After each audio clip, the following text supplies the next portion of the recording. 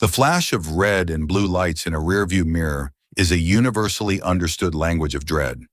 But for the man driving the unassuming 10-year-old sedan, it wasn't a surprise. It was an inevitability. Beneath a worn canvas jacket, he wore a custom-tailored suit that cost more than the car. His hands, resting calmly on the wheel, were clean and manicured. His heartbeat was a steady rhythmic drum. He was a predator hunting far more dangerous game in this quiet town, and he had just been spotted by a lesser beast. As Officer Frank Kincaid swaggered to the window, his hand resting on his service weapon, he saw only what he wanted to see: a target. He believed he held all the power on this lonely stretch of road. He was about to learn in the most brutal way possible how wrong he was. The town of Cedar Creek, Oregon, prided itself on its tranquility. It was a sleepy enclave nestled in the foothills of the Cascades, a place where the biggest news was usually the high school football team's latest victory or a dispute over property lines. It was precisely this veneer of normalcy that made it the perfect breeding ground for the rot the FBI was investigating. And it was this same predictable quiet that made Officer Frank Kincaid's blood boil whenever he saw something or someone he deemed out of place. David Sterling, driving a beige 2015 Toyota Camry with 120,000 miles on it, was decidedly out of place. It wasn't just that he was a black man in a town that was 94% white. It was the way he drove, perfectly at the speed limit, signaling 100 feet before his turn, coming to a full 3-second stop at every sign. To Kincaid, this wasn't careful driving. It was suspicious. It was the driving of someone with something to hide. He'd been following Sterling for 3 blocks. "Watch this, Ben," Kincaid grunted to his partner, a rookie named Ben Miller, who was still trying to navigate the unwritten rules of his senior officer. "Guy's driving like he's taking his grandma to church on Sunday. I guarantee he's dirty." "What's the PC, Frank?" Miller asked, his voice betraying his nervousness. "We don't have anything on him." "We do now," Kincaid said, a predatory grin spreading across his face. He flicked on the overhead lights. "Right tail light's a shade dimmer than the left. Vehicle code violation. That's our ticket in." Miller squinted at the Camry ahead. The taillight looked fine to him, but he knew better than to argue. Arguing with Frank Kincaid was like arguing with a brick wall if the brick wall had a badge and a temper. David Sterling watched the approaching officer in his side mirror. He saw the puffed-out chest, the military-style haircut, the hand already hovering near the holstered Glock. He'd encountered 100 Frank Kincaids in his career. They were all the same, bullies who used the shield as a cover for their own inadequacies and prejudices. Sterling's mission in Cedar Creek was far too important to be derailed by a small-town cop on a power trip. His objective now was simple: de-escalate, comply, and get away as quickly and quietly as possible. He rolled his window down smoothly as Kincaid reached the driver's side. The scent of pine and damp earth rushed in, mingling with the cheap air freshener hanging from the mirror. "Evening, officer," Sterling said, his voice calm and even. He placed his hands on the top of the steering wheel, palms up, a gesture of non-aggression. Kincaid ignored the greeting. He shined his mag light directly into Sterling's eyes, forcing him to squint. "License and registration, now." Sterling moved with deliberate slowness. "Of course, sir. My wallet is in my right back pocket. The registration is in the glove compartment. I'm going to reach for them now." "You do that," Kincaid said, his tone dripping with disdain. He leaned in closer, his gaze sweeping the car's interior. He saw a duffel bag on the passenger seat and a fast food wrapper on the floor. "What are you doing in Cedar Creek? You're a long way from Portland." "Just passing through on my way to visit family in Bend," Sterling lied smoothly. It was his cover story, simple and verifiable if checked superficially. He handed over a pristine Oregon driver's license and the car's registration. The name read David Johnson, another part of his meticulously crafted undercover identity. Kincaid snatched the documents. "David Johnson," Kincaid read aloud, sneering as if the name itself was an offense. He walked back to his patrol car, leaving Sterling to sit in the unnerving silence. Inside the cruiser, Miller ran the name. "License is valid. No wants, no warrants. Registration is clean. Cars registered to a holding company, probably a rental fleet." "A holding company," Kincaid scoffed. See? Something's not right. He's nervous. He doesn't seem nervous to me, Frank, Miller ventured. He seems calm. It's a front, a guilty man's calm. Kincaid stared back at the Camry, his eyes narrowed. He was building his narrative, the one that would go in his report, the one that justified what he was about to do. He wasn't just a cop, he was a gatekeeper, and this man did not belong. He strode back to the car. Mr. Johnson, I'm going to need you to step out of the vehicle. A flicker of annoyance crossed Sterling's face, but his voice remained steady. Officer, may I ask why? I've provided my license and registration. Is there a problem? The problem is I smell marijuana, Kincaid said flatly. It was a blatant lie. The only scent was the pine air freshener and old coffee. Miller, standing by the passenger side, knew it was a lie. His stomach churned. This was the line, the one his training officer at the academy warned him about. The point where a hunch fueled by bias became an illegal search. Sterling's composure hardened. He was a federal agent on a Title III wiretap investigation into a human trafficking ring run by the Aryan Brotherhood, a group with deep roots in the Pacific Northwest. The duffel bag on his passenger seat didn't contain drugs. It contained sensitive surveillance equipment and files that could compromise a year-long, multi-agency operation. Allowing this cop to search his car was not an option. Officer, with all due respect, there is no marijuana in my car. I do not consent to a search of my vehicle, Sterling stated clearly and firmly. The refusal was all Kincaid needed. It was the challenge to his authority that he craved. I don't need your consent, Kincaid snarled, his hand now firmly on his weapon. I have probable cause. Now get out of the car or I'll drag you out. Sterling made a calculated decision. Being dragged out would create a scene and escalate the situation violently. He could fight it. He was more than capable of disarming Kincaid and his rookie partner. But that would blow his cover sky high. His only play was to comply under protest and deal with the fallout later. The mission was paramount. He slowly opened the door and stepped out, hands raised slightly. I am complying, but I am stating for the record that this is an illegal stop and an illegal search. You can state whatever you want to your cellmate, Kincaid spat. Turn around, hands behind your back. As the cold steel of the handcuffs bit into his wrists, Sterling locked eyes with the rookie, Miller, over Kincaid's shoulder. He saw fear and uncertainty in the young officer's eyes. It was a look he recognized, the look of a man who knew something was deeply wrong but lacked the courage to stop it. Kincaid shoved Sterling against the side of the Camry. You think you're smart, huh? Coming into my town? We'll see how smart you are. He began his pat-down, unnecessarily rough, his hands lingering, searching for a reaction. Sterling remained silent, his mind racing. His primary concern was the duffel bag. His secondary concern was the 9mm Sig Sauer P221E6, holstered in a concealed ankle rig. The one Kincaid's sloppy pat-down would almost certainly miss. This traffic stop was no longer a nuisance. It had just become a critical threat to national security. The back of a police cruiser has a unique smell, a mixture of stale sweat, cheap disinfectant, and desperation. For David Sterling, it was a familiar, if unwelcome, scent. He watched the quaint storefronts of Cedar Creek slide by through the smudged plexiglass, a town that looked like a postcard but harbored a darkness he was sworn to expose. Now he was trapped in its petty machinations, a prisoner of a man whose authority was dwarfed by his ego. Find anything, Ben? Kincaid's voice crackled over the radio from the Camry. No, Frank. Just some clothes, a laptop, and some electronic stuff in this bag, Miller replied, his voice hesitant. Sterling's jaw tightened. Electronic stuff. Miller was looking at a portable spectrum analyzer, frequency jammers, and encrypted hard drives. To a rookie, it might look like high-end stereo equipment.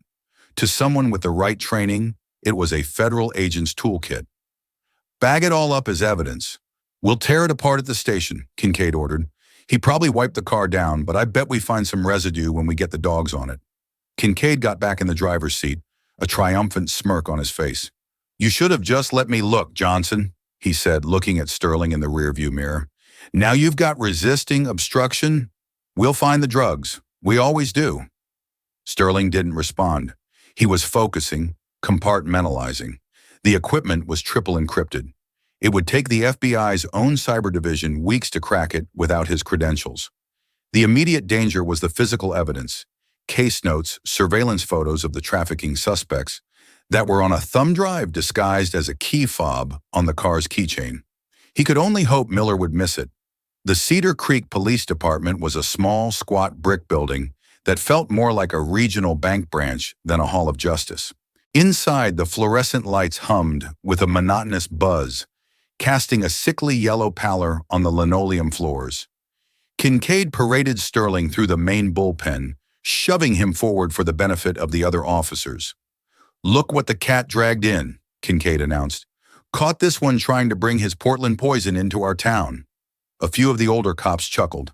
The younger ones, like the dispatcher, a young woman named Sarah, avoided eye contact. They'd seen Frank's show before. Sterling was deposited into a holding cell. The steel door clanged shut with a deafening finality. The cell was cold, bare, and smelled of vomit and regret. It contained a single steel bench and a toilet without a seat. He sat down, the metal instantly cold against his skin, and began to wait. He knew the procedure. He had exactly one phone call.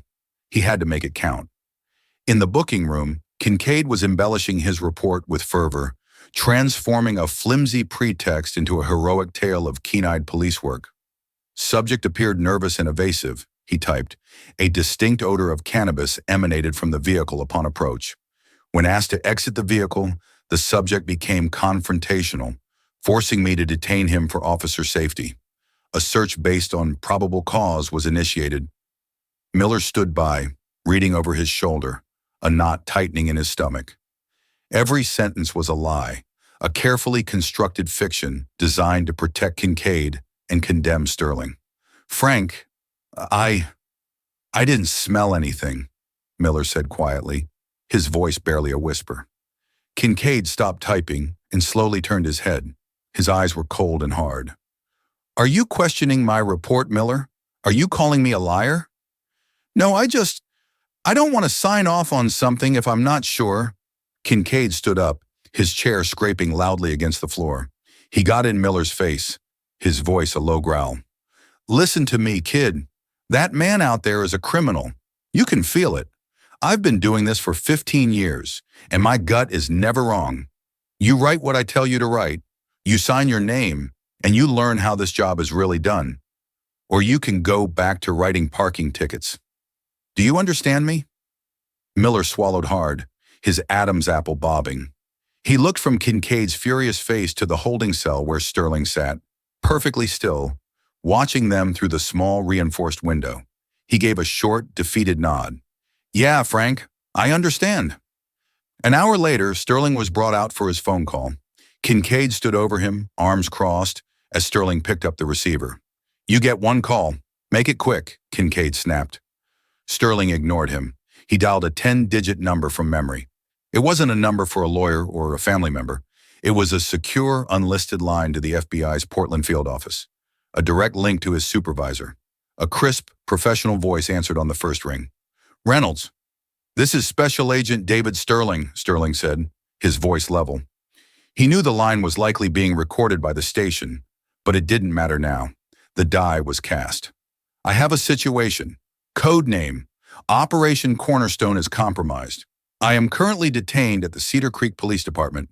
Officer's name is Frank Kincaid, badge number 714. There was a brief pause on the other end of the line. Sterling could almost hear the gears turning in the mind of Special Agent in Charge Michael Reynolds, a man known for his icy demeanor and brutal efficiency. "Understood, Agent Sterling," Reynolds' voice came back, now laced with steel. "Stay put. We're on our way." Sterling hung up the phone. Kincaid laughed, a loud, ugly sound. "Special Agent? You? That's rich. Who was that? Your drug dealer? You think that little performance is going to scare me?" Sterling simply looked at him, his expression unreadable. "You have no idea what you've done," he said, not as a threat, but as a simple statement of fact. He was led back to his cell. As the door slammed shut again, a small, genuine smile touched David Sterling's lips for the first time that night. Kincaid thought he was in control. He thought he had won. The reality was that Frank Kincaid had just started a clock, and when it ran out, his entire world was going to be consumed by fire. He just didn't know it yet.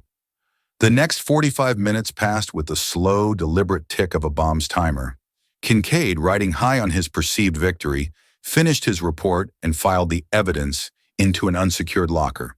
He regaled a couple of night shift patrolmen with a dramatized version of the arrest, painting Sterling as a hardened criminal who thought he could outsmart the law in Cedar Creek. Miller, meanwhile, sat at his own desk, staring at the false report he'd just co-signed, the ink feeling like a permanent stain on his soul. The first sign that the world was tilting off its axis came not as a bang, but as a whisper. The station's dispatch radio, usually filled with mundane chatter about noise complaints or stray animals, fell silent. Then a new voice cut through the quiet, a calm, authoritative female voice that none of them recognized. All Cedar Creek units, be advised. Federal Bureau of Investigation personnel are on approach to your location. Do not interfere. Await instruction. Acknowledge. Police Chief Bill Donovan, a portly man just a few years from retirement, lumbered out of his office. What the hell was that? Before anyone could answer, the front doors of the station swung open. Two men in dark, impeccably tailored suits entered. They moved with an unnerving purpose, their eyes scanning the room, assessing every person in it. They were followed by another two, and then another. Within seconds, 6 stone-faced men and women who radiated an aura of absolute authority had filled the small bullpen. The last man to enter was tall and silver-haired, with a face that looked like it was carved from granite. This was Special Agent in Charge Michael Reynolds. "Who's in charge here?" Reynolds asked, his voice calm, but carrying the weight of the entire Department of Justice. Chief Donovan puffed out his chest, trying to assert some semblance of control. "I'm Chief Donovan.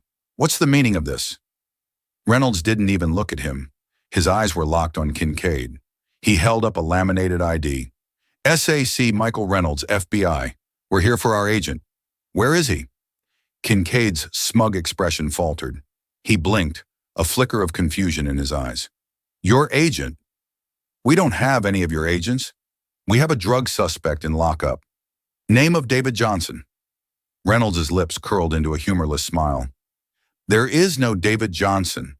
There is only Special Agent David Sterling, who is working on a federally mandated undercover operation that you, Officer Kincaid, have just catastrophically compromised."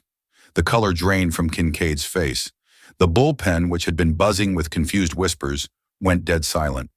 The only sound was the incessant hum of the lights overhead. Miller looked like he was going to be sick. That's not possible," Kincaid stammered. I pulled him over for a broken taillight. I smelled marijuana." "You smelled a pretext," Reynolds shot back, taking a step forward. His voice dropped to a menacing growl. "Agent Sterling's vehicle is equipped with 360-degree high-definition video and audio recording. The second you lit him up, you were on camera. My technicians are already pulling the data from the cloud. It will show there was no traffic violation. It will show there was no smell of marijuana. It will show you conducting an illegal search and making a false arrest of a federal officer in the course of his duties." Each word was a hammer blow, dismantling Kincaid's reality piece by piece. His swagger evaporated, replaced by a raw, naked fear.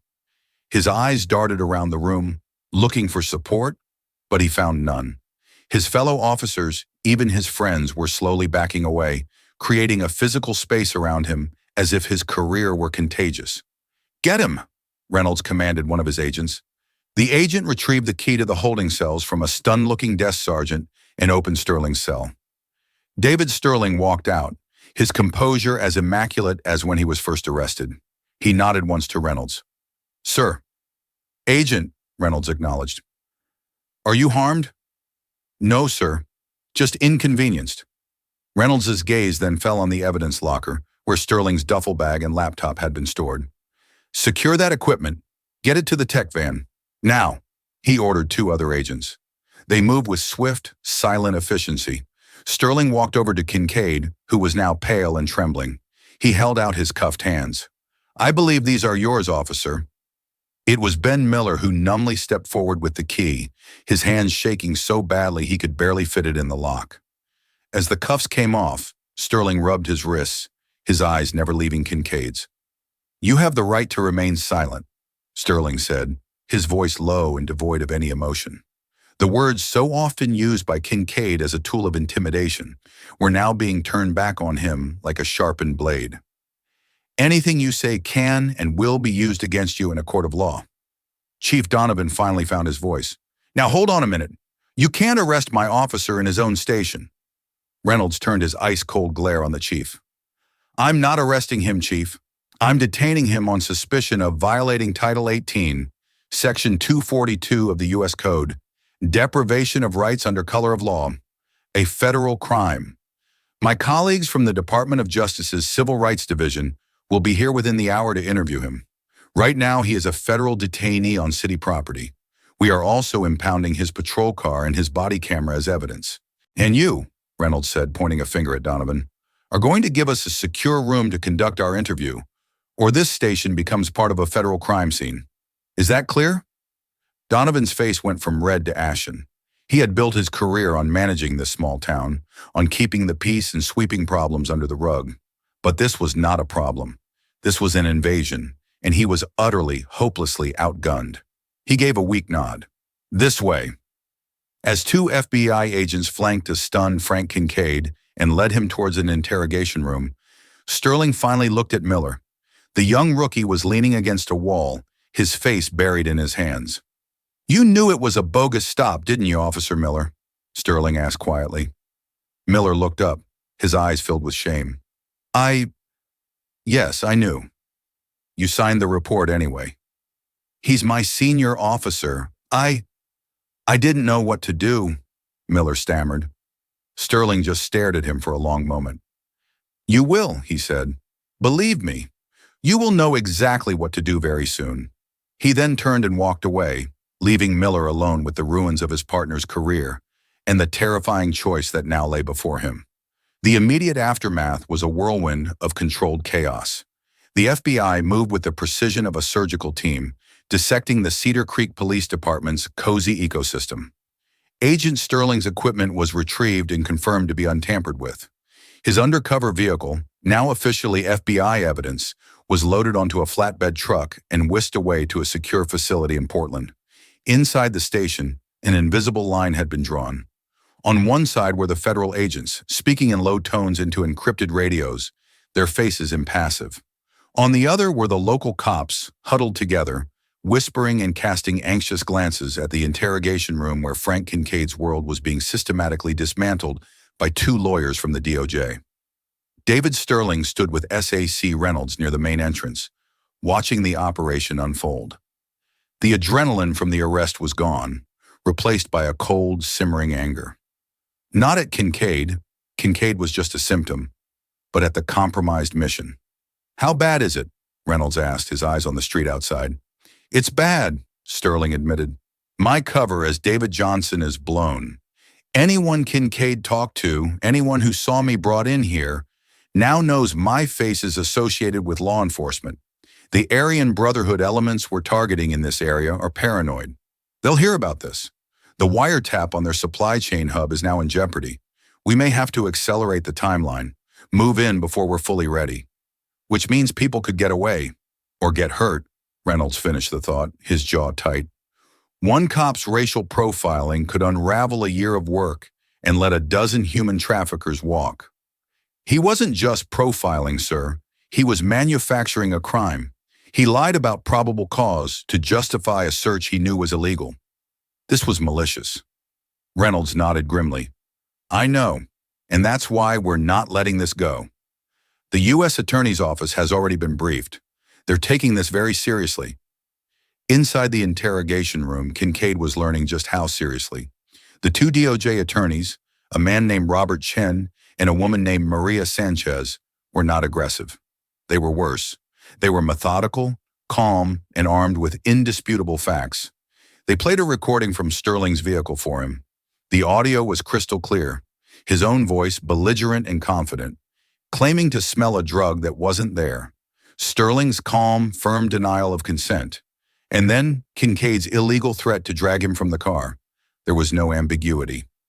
Officer Kincaid, Sanchez said, her voice soft but unyielding. The evidence we have is overwhelming. At this point, you are not just facing termination from the police force, you are facing a federal indictment that carries a sentence of up to 10 years in prison. And that's if we don't find a pattern of this behavior.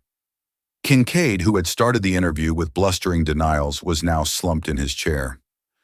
The armor of his badge was gone. He was just a man in a room who had made a catastrophic mistake. It was a mistake, he mumbled. My instincts were off. Your instincts? Chen countered, leaning forward slightly. Or your prejudices? We are going to be pulling every arrest report you've ever filed, officer. We're going to be looking at every traffic stop, every search, every use of force. We're going to be interviewing every person of color you've ever put in handcuffs. If we find that instinct of yours is just a code word for racial bias, the charges will be significantly worse.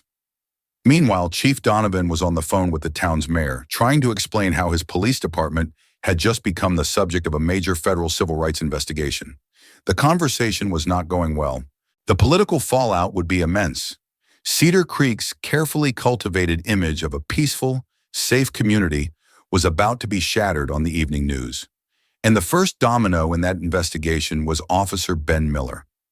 He was approached by a different FBI agent, a calm, fatherly type named Peterson. He didn't take Miller to an interrogation room. He just asked him to step outside for some fresh air. They stood in the station's parking lot, the night air crisp and cold. Tough night, son, Peterson said, not looking at Miller directly. Yes, sir, Miller squeaked.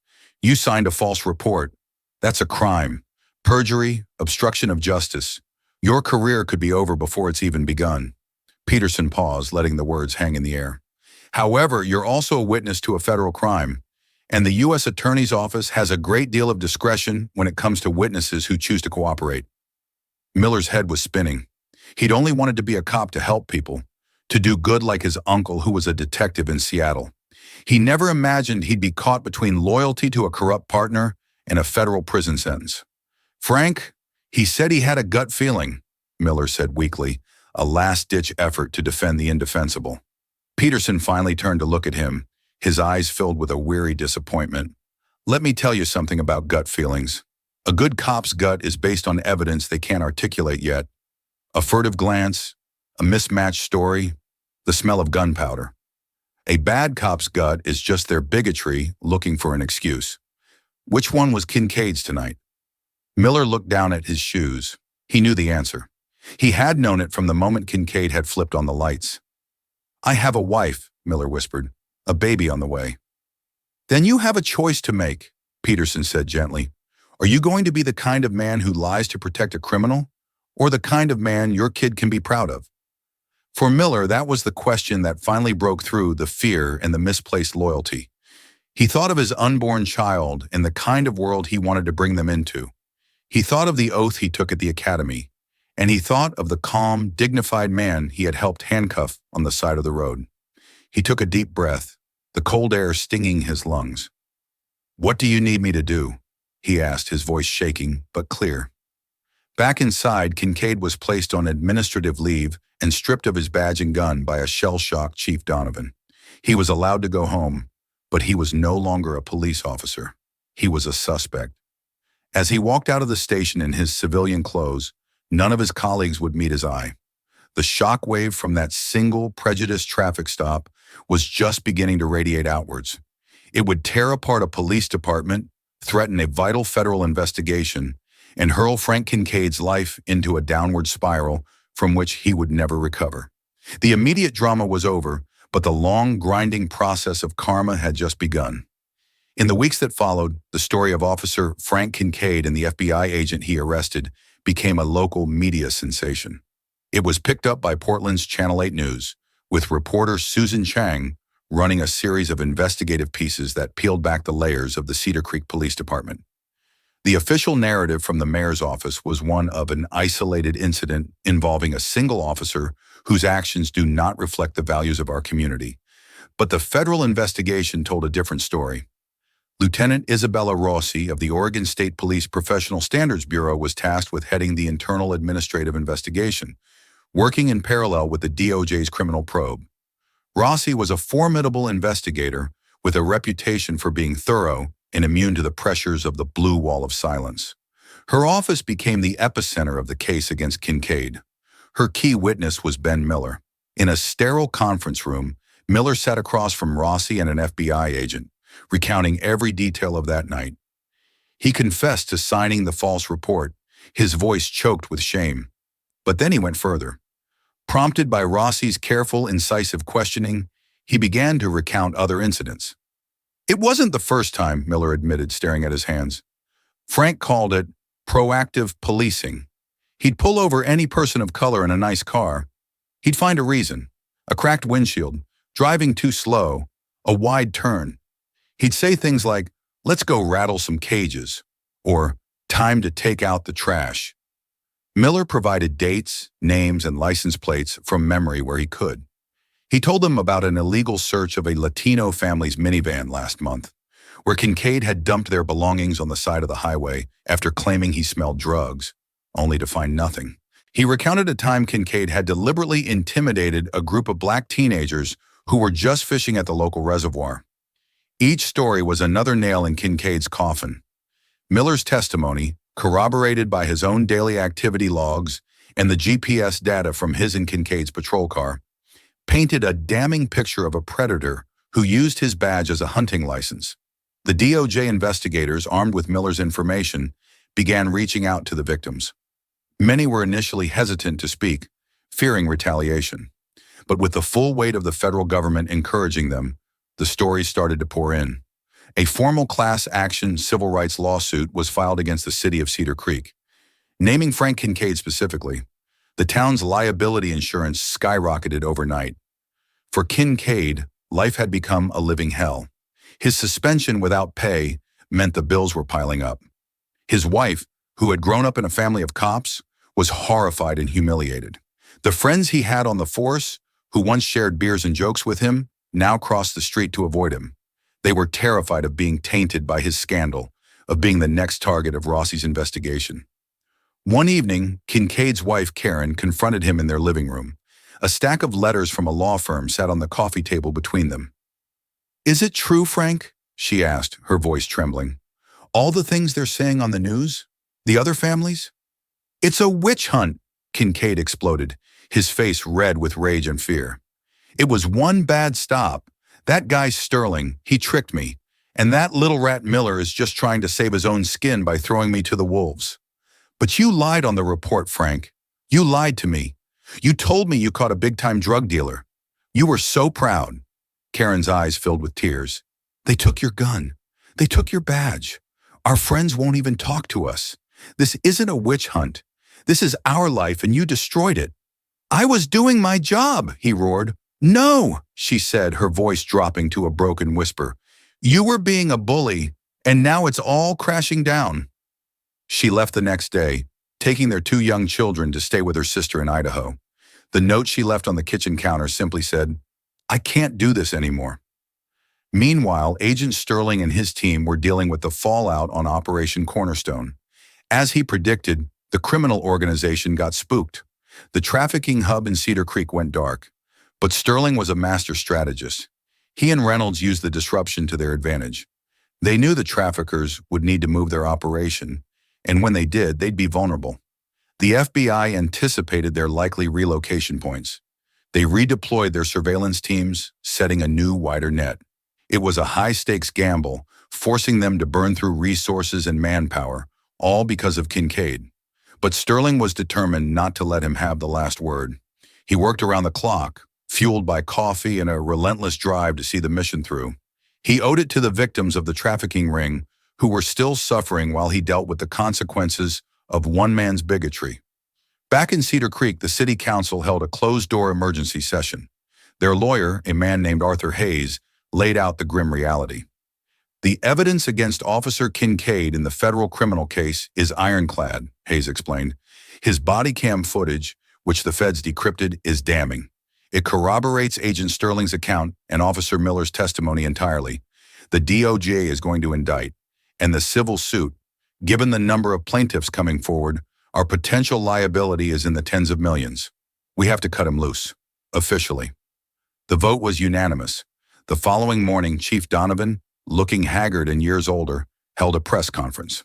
He announced that following the conclusion of the internal investigation, Officer Frank Kincaid's employment with the Cedar Creek Police Department was terminated, effective immediately. Kincaid heard the news on the TV in his empty house. He hurled his coffee mug at the screen, shattering it. He was alone, unemployed, his family was gone, and a federal indictment was hanging over his head like the sword of Damocles. The grinding wheels of justice were just getting started, and they were poised to crush him completely. The federal grand jury indictment came down 6 weeks after Kincaid's termination. The charges were read out by a stern-faced U.S. Attorney, William Thorne, at a press conference in Portland. 2 counts of deprivation of rights under color of law, and 1 count of obstruction of justice for falsifying a police report. Frank Kincaid, the once feared lawman of Cedar Creek, was now officially a federal defendant. His arraignment was a pathetic affair.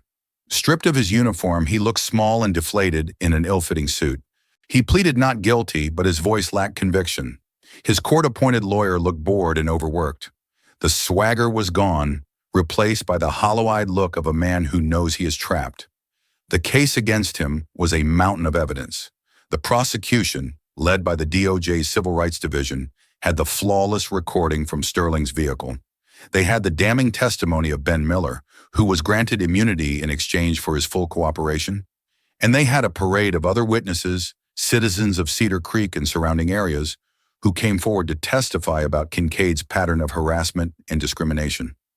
A respected black business owner from a neighboring town testified that Kincaid had pulled him over 3 times in 6 months, subjecting him to searches for no reason other than he was driving a new Cadillac. A young Hispanic mother tearfully described how Kincaid had accused her teenage son of being a gang member simply for wearing a baseball cap backward. The local media followed every development. Kincaid became the face of police misconduct in Oregon. His name became a verb in some circles. Don't get Kincaided. His attempts to find work were fruitless. No security firm would hire him. He ended up taking a job as a night shift stocker at a big box store 40 miles away, wearing a hoodie and a baseball cap to hide his face. A ghost in his own life. The financial toll was equally devastating. The civil lawsuit was moving forward, and the city of Cedar Creek, in a move to mitigate its own damages, settled its portion early for a staggering sum. However, the lawsuit against Kincaid personally continued. His police union provided a lawyer for his criminal defense, but refused to help with the civil case, citing the willful and malicious nature of his actions. He was forced to sell his house to cover the mounting legal fees, the same house he and Karen had bought with such hope just 5 years earlier. The sold sign on the lawn was a monument to his failure. One day, while stocking shelves with dog food in the dead of night, he saw a familiar face at the end of the aisle. It was Ben Miller, pushing a cart with a car seat in it. Their eyes met for a brief second. Kincaid saw a flicker of pity in Miller's eyes before the younger man quickly turned and walked away, disappearing into the next aisle. The rejection was more profound than any courtroom verdict. Miller, the rookie he had bullied and mentored, was a new father, a respected officer who had been commended for his courage in coming forward. He had a future. Kincaid had only a past. The weight of it all was crushing him. He started drinking heavily, alone in his cramped, dingy apartment. The rage he once directed at the world now turned inward. He replayed the traffic stop over and over in his mind. How could he have been so stupid, so arrogant? He had held all the power, and in one moment of unchecked prejudice, he had burned his entire life to the ground. He had become the very thing he despised, a nobody, a loser, a criminal. Meanwhile, 1,000 miles away in an arid landscape near the Arizona-Mexico border, Operation Cornerstone was reaching its climax. The Aryan Brotherhood trafficking cell had made their move, just as Sterling and Reynolds had predicted. They had tried to relocate their operation, to smuggle their human cargo across a different section of the border. But the FBI was waiting. As the sun set, casting long shadows across the desert floor, tactical teams moved in. Sterling, clad in full tactical gear, led one of the entry teams into the dusty compound. The raid was executed with flawless precision. The traffickers were caught completely by surprise. The leaders were arrested, and more importantly, 24 victims, men, women, and children who were being held in horrific conditions, were rescued. As the medics tended to the victims and the suspects were being loaded into vehicles, Sterling stood on a small rise looking over the scene. His earpiece crackled with reports of success from the other raid locations. They had decapitated the entire network. A year of painstaking work had come to a successful, violent conclusion. He felt a profound sense of relief, but not triumph. He thought of the faces of the people they had just freed. And then, unbidden, he thought of Frank Kincaid, a small man whose hatred had nearly allowed these monsters to get away. He realized then that the two were connected. Kincaid's brand of casual, systemic cruelty and the trafficker's brand of organized evil both stem from the same dark place. A dehumanization of others, a belief that some people were worth less than others. The fight against both was the same fight, and it was a fight that was never truly over. The trial of Frank Kincaid was short and brutal. His defense attorney tried to argue that it was a simple mistake, a lapse in judgment under the pressures of police work. But the prosecution, led by Robert Chen from the DOJ, methodically dismantled that defense. They played the audio and video for the jury. The jurors saw Kincaid's swagger, heard his sneering tone, and witnessed his blatant lie about smelling marijuana. They listened to Ben Miller's reluctant but firm testimony, his voice cracking as he recounted how Kincaid had threatened his career to force him to sign the false report. The most powerful moment of the trial, however, came when Special Agent David Sterling took the stand. Dressed in a simple dark suit, he was the picture of professionalism. He didn't speak with anger or malice. He simply recounted the facts of the traffic stop, his voice a steady, clear baritone. "When Officer Kincaid approached my vehicle," Sterling said, looking directly at the jury, "he wasn't seeing a citizen. He wasn't seeing a potential threat or a person in need of help. He saw a stereotype. He saw a target for his authority. And in doing so, he not only violated my civil rights, but he jeopardized a federal investigation and endangered the lives of dozens of trafficking victims." During the cross-examination, Kincaid's lawyer tried to paint Sterling as an arrogant federal agent who looked down on small-town cops. "Agent Sterling, isn't it true that you could have identified yourself as an FBI agent at any time and ended the situation?" the lawyer asked. "My identity and my mission were classified," Sterling replied calmly. "My job was to maintain my cover at all costs. The safety of confidential informants and the integrity of a multi-year investigation depended on it. A lawful traffic stop for a supposed dim taillight should not require a citizen to reveal they are a federal agent to avoid being arrested." The argument fell flat. The jury understood. They were citizens too. They knew what it felt like to be pulled over. The jury deliberated for less than 3 hours. When they filed back into the courtroom, Kincaid, seated at the defense table, looked visibly ill. He wouldn't look at them. The foreman, a middle-aged woman with glasses, handed the verdict to the bailiff. The judge read it aloud, his voice echoing in the silent room.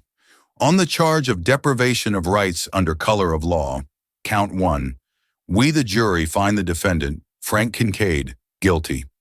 A muffled sob came from the back of the courtroom, where Kincaid's elderly parents were sitting. "On the charge of deprivation of rights under color of law, count 2, we find the defendant guilty. On the charge of obstruction of justice, we find the defendant guilty." Guilty on all counts. Kincaid slumped forward as if he'd been punched in the gut. His lawyer put a hand on his shoulder, but the gesture was useless. It was over.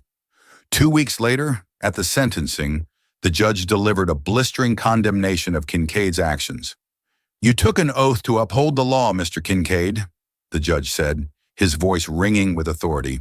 "Instead, you became the law. You used your badge not as a shield to protect the innocent, but as a hammer to intimidate and punish those you deemed unworthy. Your actions are a stain on the honor of every law enforcement officer who does their job with integrity and respect for the Constitution. The message must be sent that this abuse of power will not be tolerated." He sentenced Frank Kincaid to 36 months in a federal penitentiary. The final image the world saw of Frank Kincaid was of him being led from the courtroom in handcuffs, his face pale and tear-streaked. The hard karma he had sown on that lonely road in Cedar Creek had finally been reaped. Months later, David Sterling received a formal commendation from the director of the FBI for his conduct during the incident and his leadership in the successful conclusion of Operation Cornerstone. The letter mentioned his grace under pressure and his unwavering commitment to the mission. He read the letter in his office in Portland and filed it away. He didn't feel triumphant. He felt a weary sense of justice. Kincaid was in prison, a necessary consequence. But Sterling knew there were thousands more Frank Kincaids out there. The work was never done. His thoughts were interrupted by a knock on his door. It was a young agent, fresh out of Quantico. He was African American, sharp, eager, and reminded Sterling of himself 10 years ago. "Agent Sterling, sir?" the young man asked. "SAC Reynolds said you'd be my training agent for my first field assignment." Sterling looked at the young man's hopeful face. He stood up and extended his hand. "Welcome to Portland, Agent," Sterling said, a small, determined smile on his face. "We have a lot of work to do." The cycle continued, but for one man, the echo of his actions would be the sound of a prison door slamming shut, a stark and fitting reminder that justice, though sometimes slow, has a long and unforgiving memory. The story of Frank Kincaid isn't just about one bad cop. It's a powerful testament to the fact that no one is above the law, and that karma, sometimes assisted by the full weight of the justice system, has a way of balancing the scales. From a position of absolute power on a dark road to a federal prison cell, Kincaid's journey is a stark reminder that prejudice and abuse of authority carry a heavy price. The very system he used as a weapon became the instrument of his own downfall. David Sterling's quiet professionalism and Ben Miller's eventual courage show that integrity can still shine through in the darkest of situations. If you found this story of consequence and hard-hitting justice compelling, please hit that like button to help it reach more people. Share it with someone who needs to see that accountability is possible. And most importantly, subscribe to our channel and ring that notification bell. We have many more stories like this to share, and you won't want to miss a single one. What did you think of the final verdict for Officer Kincaid? Was it justice? Let us know your thoughts in the comments below.